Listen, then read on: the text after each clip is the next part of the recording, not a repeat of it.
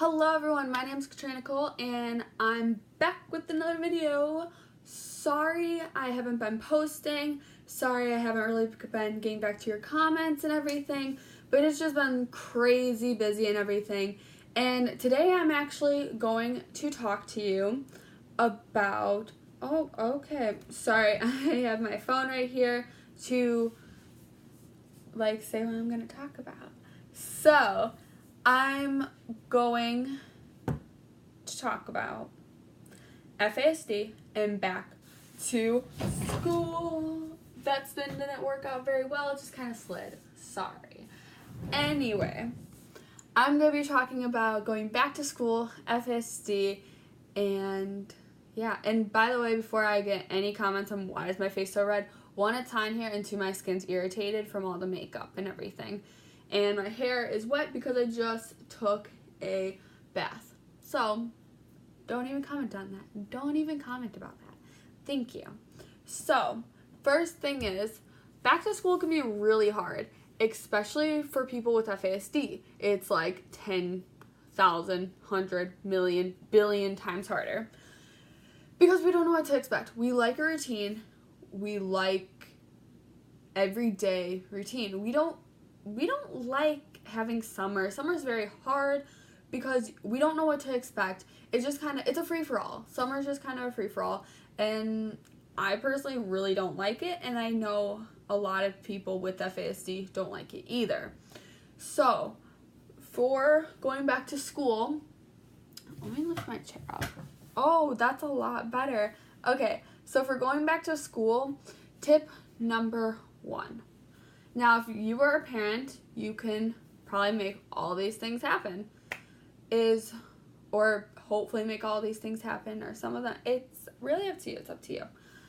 First, if you're in high school or junior high or some middle schools, switch classes, whatever that you have to get a schedule for and go to different classes at different times a day, well, then get your schedule early. I know some schools will you get your schedule on the first day of school, like you go into your homeroom and then, or like your primary class, whatever you call it, and you get your schedule there. Yeah, that's not going to work out for kids with FASD. That's hard for everyone in general because you don't know where you're going. You have to figure out where all your classes are. And then kids with FASD who do not like the unknown have to figure out where these classes are. I mean, what happens if you're new to the school? It's a lot. So ask to get your schedule early. Now, if you don't have an IEP or a 504, I'm not sure if they're going to give you your schedule early. I think they can say no then, but if it's in your IEP or in your 504, you definitely have to get your schedule early. It's kind of the law then. So one of my tips was get an IEP, because technically FASD is a disability and it can be a learning disability. It's just a disability in general. It could affect many things: physical, emotional, mental health. It could affect everything. It just can. So try to get an IEP or a 504 if you can. And you do have to have a diagnosis, I believe. I think so. I was on a 504 plan up until 6th grade, and then we did find out that I had FASD, so I went on an IEP plan, and that helped a lot. So just try to get your schedule early, put it into the IEP or 504, whichever one you have, and that'd be awesome. I know I used to meet my teachers early. I remember, was it 4th grade? One year, I did meet both my teachers early, so that was really great. And yeah, so next thing is try to get social work or therapy. Now, you can get social work in with the school, depending on your school. I believe almost all schools have a social worker. Now, I'm not saying a social worker is the best option. It's a good option for if you're at school and something's going on, you really need to talk. Social worker is a great option, but social workers, I've known from my personal experience, they won't really teach you much. Some people I've heard, social worker helps them so much. But from my experience, I personally think a therapist is better because they work with you with different skills and with like coping skills, emotional regulation. You can talk about stuff if something's bothering you. I personally like therapists better, but social workers at my school, it's great if during the school day, say I had my therapy like 2 days ago and something happens, you know, I really do like going to be able to see a social worker then.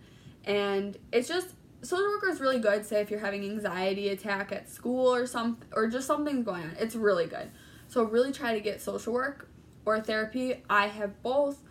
So whichever one you prefer, whichever one your kid would prefer, because you always want them to make sure they're comfortable with the person who they're going to be talking to. Next is join sports. Now, sports can be very nerve-wracking, but I find if you join fall sports, they start in the summer. So you get around 2-3 weeks, depending on your school, depending on when they start, how competitive they are.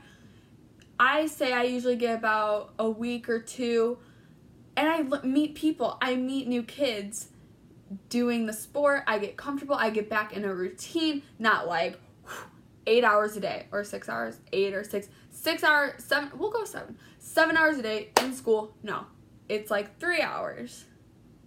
And I'm doing physical activity.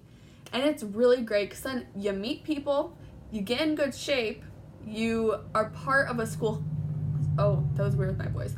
You're part of a school activity, so it's gonna be a lot easier to kind of get involved. You're getting involved with the school, so you're more motivated to do good in school because most schools do have rules. You have to have a certain grade point average, all that stuff, like good attendance. You have to have, what's that other one? I can't remember. Oh, good behavior. How could I not remember? Good behavior. So that's really, really great. Yeah. And I joined tennis, and I loved it.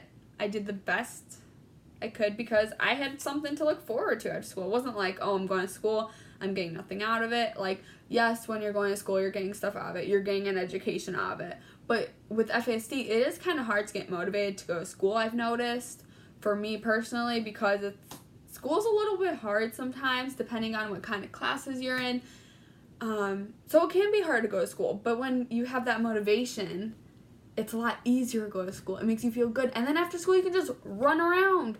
Maybe join track, cross country. I don't know if you like running. I don't know. I like tennis because it's like physical activity. It's a little bit of running back and forth on the tennis courts. And that's also sensory by hitting the ball. It's really good. And then last but not least is outside of school. You can do stuff outside of school too. You can join youth groups. Now, some people may be like, well, youth groups are only part of Christian churches and like religious churches. That's not true. That is not true. You can find youth groups. You just have to maybe look a little bit harder. But you can definitely find youth groups that are just for kids who want to hang out and want to do like arts and crafts or whatever. And like, it doesn't have to be a religious thing. It can just be a fun thing. Or maybe join sports outside of school, or just do something to meet kids. Maybe really try to meet kids who go to your school maybe. And you'll never realize, like, maybe you're like, hey, I saw that kid in the hallway. I didn't know he or she played soccer. Like, you know, just get involved with the community. Get involved. Just get involved. Like, it's amazing. So thank you so much for watching. I really hope you like it. Please like this video and subscribe. Comment down below what other videos you want me to do. And I will get back to your comments. You can ask me questions, anything, and I will answer them. And if I get enough questions, maybe I'll do a Q&A on FASD or my experience with FASD, anything. So thanks so much for watching. Bye!